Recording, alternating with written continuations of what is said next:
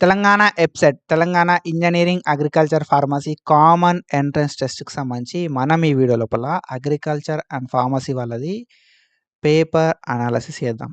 ఓకేనా? సో, ఏ షిఫ్ట్ లోపల డిఫికల్టీ లెవెల్ ఎట్లా ఉంది అని చెప్పి సో, బ్రీఫ్‌గా మనం మాట్లాడుకుందాం. అండ్ ఇది అఫీషియల్ ఇన్ఫర్మేషన్ ఏమి కాదు.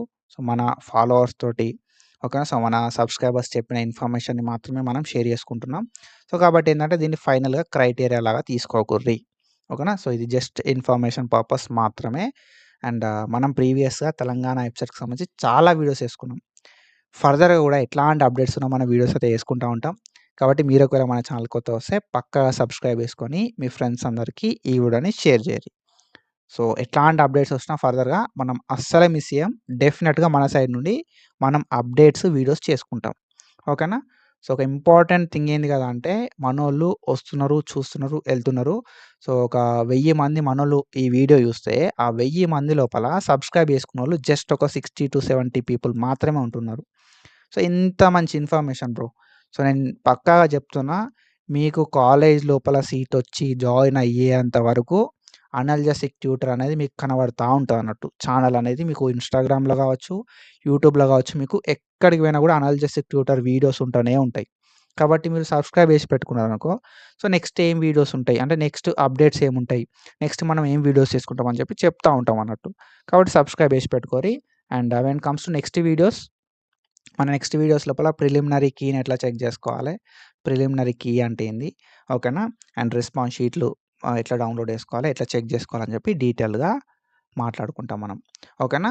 సో, అది. And when it comes to analysis, analysis గురించి ఒక రియాలిటీ చెప్తా. సో, ఈ అనాలిసిస్ అనేది మనం చేసింది. ఓకేనా? సో, ఈ అనాలిసిస్ అనేది అఫీషియల్ కాదు. ఓకేనా? సో, అఫీషియల్ కాదు కాబట్టి దీన్ని మీరు ఫైనల్ క్రైటీరియాలా తీసుకోవాల్సిన అవసరం లేదు. ఓకేనా? సో, నువ్వు, నేను అనుకున్నంత మాత్రాన పేపర్ డిఫికల్టీ లెవెల్ అనేది మారది. ఓకేనా? పేపర్ డిఫికల్టీ లెవెల్ అనేది ఎప్పుడు మారుతది అంటే ఓవరాల్ తెలంగాణ లోపలున్న షిఫ్ట్ 1 స్టూడెంట్స్. ఓకేనా? ఓవరాల్ తెలంగాణ లోపలున్న షిఫ్ట్ 1 స్టూడెంట్స్ ఎట్లా పెర్ఫార్మ్ చేషిర్రు, షిఫ్ట్ 2 స్టూడెంట్స్ ఎట్లా పెర్ఫార్మ్ చేషిర్రు, షిఫ్ట్ 3 ఓకేనా? సో, మే 4థ్ రోజు 2 షిఫ్ట్‌లయినాయి. మే 5థ్ రోజు ఒక షిఫ్ట్ అయింది. ఈ 3 షిఫ్ట్‌లకు సంబంధించి స్టూడెంట్స్ ఎట్లా పెర్ఫార్మ్ చేషిర్రు అనే దాన్ని బట్టి ఓకేనా? సో, మనకు డిపెండ్ అయ్యి ఉంటదన్నట్టు. ఓకేనా? సో, నువ్వు డిఫికల్ట్ ఉంది అంటే డిఫికల్ట్ అయిపోదు. నేను డిఫికల్ట్ ఉంది అంటే డిఫికల్ట్ అయిపోదు. సో, ఓవరాల్‌గా అందరూ ఎట్లా పెర్ఫార్మ్ చేషిర్రు, ఎక్కువ మార్క్స్ ఎట్లా వచ్చినాయి, ఏ షిఫ్ట్‌లోళ్ళకు ఎక్కువ మార్క్స్ వచ్చినాయి, ఏ షిఫ్టోళ్ళకు తక్కువ మార్క్స్ వచ్చినాయి అనే దాన్ని బేస్ చేసుకొని ఉంటదన్నట్టు. కాబట్టి నేను చెప్పినా, వేరే ఎవ్వరు చెప్పినా కూడా ఈ పేపర్ అనాలిసిస్ అనేది అఫీషియల్ కాదు.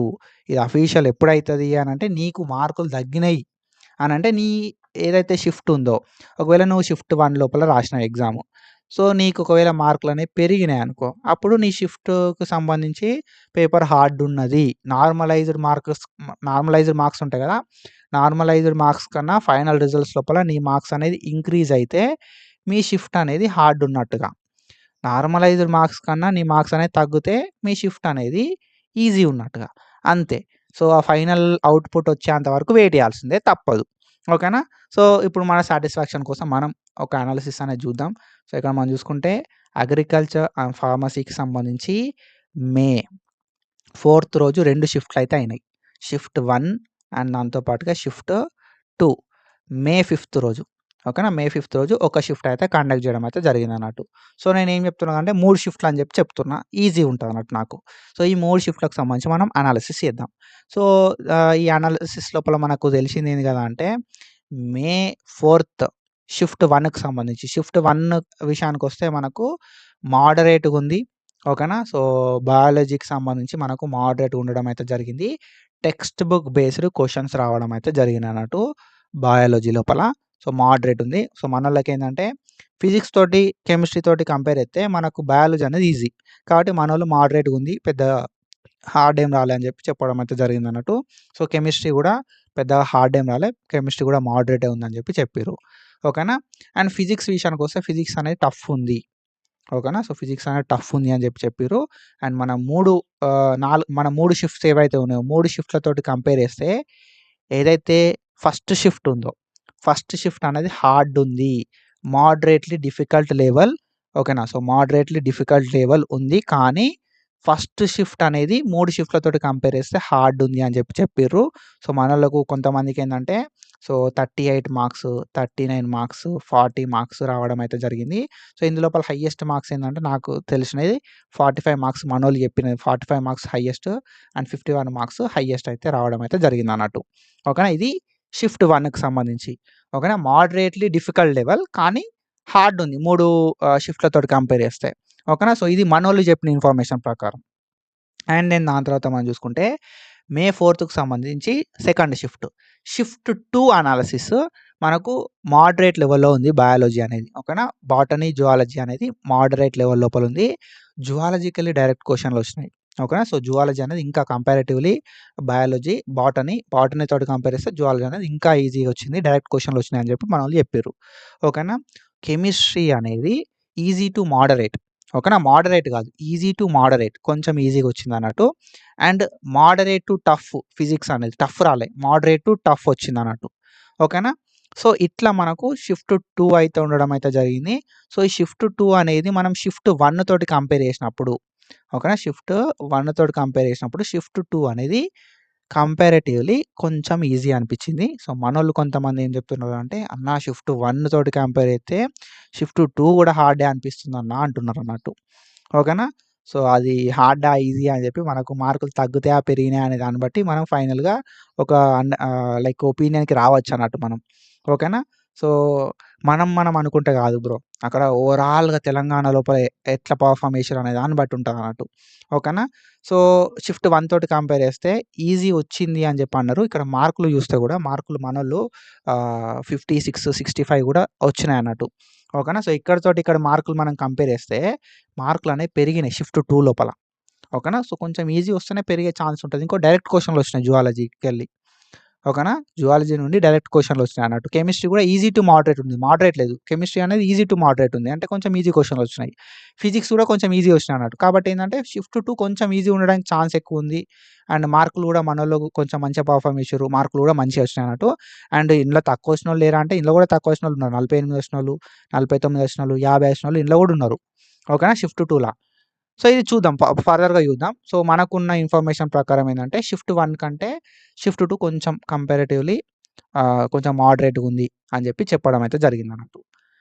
And when comes to May 5థ్ ఫస్ట్ షిఫ్ట్ అంటే థర్డ్ షిఫ్ట్ మనకు షిఫ్ట్ 3. షిఫ్ట్ 3 విషయానికొస్తే మనకు బయాలజీ అనేది మోడరేట్ ఉంది. సో, యాజ్ యూజువల్ కెమిస్ట్రీ అనేది ఈజీ టు మోడరేట్ ఉంది. ఫిజిక్స్ అనేది టఫ్ ఉంది. ఓకేనా. ఫిజిక్స్ అనేది టఫ్ ఉండడం అయితే జరిగిందన్నట్టు. సో, దీనిలో కూడా మనోళ్ళు మంచిగానే పెర్ఫార్మ్ చేసిర్రు. సో, మనకేంది అంటే ఈ 54, 58 మార్క్స్ రావడం అయితే జరిగిందన్నట్టు. సో, సింపుల్‌గా చెప్పాలంటే ఏంది కదంటే ఈ ఏదైతే థర్డ్ షిఫ్ట్ ఉందో థర్డ్ షిఫ్ట్ అనేది షిఫ్ట్ 1కి ఓకేనా. అండ్ షిఫ్ట్ 2కి ఒక థర్డ్ షిఫ్ట్ ఏదైతే ఉందో షిఫ్ట్ 1కి అండ్ షిఫ్ట్ 2కి మధ్యలో ఉండడం అయితే జరిగిందన్నట్టు. ఓకేనా. సో, అట్లా అని చెప్పి షిఫ్ట్ 1 లెక్క మొత్తం హార్డ్ లేదు. అట్లా అని చెప్పి షిఫ్ట్ 2 లెక్క మొత్తం ఈజీ లేదన్నట్టు. ఏదైతే షిఫ్ట్ 3 ఉందో షిఫ్ట్ 3 అనేది మోడరేట్‌గా ఉండడం అయితే జరిగిందన్నట్టు. సో, మనోళ్ళకి 54, 58 మార్క్స్ వచ్చినాయి. సో, ఇది అనాలిసిస్. ఓకేనా. సో, ఈ అనాలిసిస్ అనేది ప్యూర్‌గా మనం చేసుకున్నదే. ఓకేనా. సో, తెలంగాణలో మొత్తం స్టూడెంట్స్ ఎట్లా పెర్ఫార్మ్ చేసిర్రు అని చెప్పి మనకు తెలవది.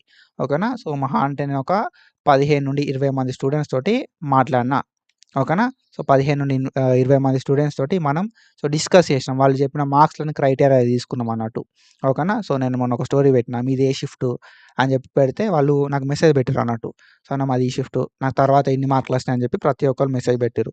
ఓకేనా. సో, దాన్ని బేస్ చేసుకొని మనం ఒక 15-20 స్టూడెంట్స్ తోటి డిస్కస్ చేసి చెప్పినాం. ఓకేనా. సో, ఇది ఫైనల్ కాదు. మొత్తం ఓవరాల్‌గా తెలంగాణ లోపల అప్రాక్సిమేట్‌గా ఒక 80,000 మంది స్టూడెంట్స్ రాసిర్రు.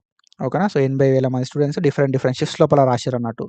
సో, దాన్ని బేస్ చేసుకొని మనకు ఇది ఈజీనా పేపరు, హార్డ్ వచ్చిందా, ఎవరు ఎట్లా పెర్ఫార్మ్ చేసిర్రు అనే దాన్ని బట్టి నార్మలైజేషన్ చేస్తారు. ఓకేనా. సో, నార్మలైజేషన్ చేసిన తర్వాత మీకు నార్మలైజేషన్ తర్వాత మార్క్స్ అనేది ఇంక్రీజ్ అయినాయి అంటే మీ పేపర్ అనేది హార్డ్ ఉంది అని చెప్పి అర్థం అన్నట్టు. లేదు డిక్రీజ్ అయినాయి అంటే మీ పేపర్ అనేది ఈజీ ఉండే అని చెప్పి అర్థం అన్నట్టు. సో, అప్పుడు మనకు అర్థమైతది. ఓకేనా. సో, మీకే హార్డ్ అనిపించిందా? లేకపోతే అసలు పేపర్ ఉండుడే హార్డ్ ఉన్నదా? అని చెప్పి. సో, ఇప్పుడు ఏంది కదా అంటే నువ్వు మంచిగా ప్రిపేర్ కాలే అనుకో. సో, అది పేపర్ 1 అయినా సరే అంటే నువ్వు ప్రిపరేషన్ కరెక్ట్ కాకపోతే అది షిఫ్ట్ 1 అయినా, 2 అయినా, 3 అయినా హార్డే అనిపిత్తది. మస్తు ప్రిపేర్ అయినావనుకో ఏదైనా పేపర్ ఈజీ అనిపియొచ్చు. ఓకేనా? సో, ఒకవేళ పేపరే హార్డ్ ఉంది అనంటే హార్డ్ అనిపిస్తది. అది వేరే విషయం. మనం ప్రిపేర్ గాకుంటే అక్కడ మనకు పేపర్ ఫాల్టా తెలవది. మన ఫాల్టా తెలవది. కాబట్టి సో, మనం ఫర్దర్‌గా ఒక రిజల్ట్ వచ్చిన తర్వాత మనకు అర్థమైపోతదన్నట్టు. సో, నార్మలైజ్డ్ మార్క్స్ వచ్చేదాకా నార్మలైజేషన్ అయ్యేంత వరకు సో, మీరు పెద్దగా దీని గురించి టెన్షన్ ఏం తీసుకోకుర్రి. అండ్ మనకి సో, 25% ఆఫ్ మార్క్స్ వస్తే మనం క్వాలిఫై అయినట్టు. అంటే 40 మార్క్స్ రావాలి. సో, 40 మార్క్స్ అనేది వస్తే మనం క్వాలిఫై అయితామన్నట్టు. సో, కొంతమందికి 39 వచ్చి ఆగిపోయింది. కొంతమందికి 40 వచ్చి ఆగిపోయింది. ఓకేనా? సో, కొంతమందికి 41, 42 వచ్చినోళ్ళు ఉన్నారన్నట్టు. సో, మీ షిఫ్ట్‌ని బట్టి మీరు 39 ఉన్నోళ్ళకు 42 రావచ్చు. ఓకేనా?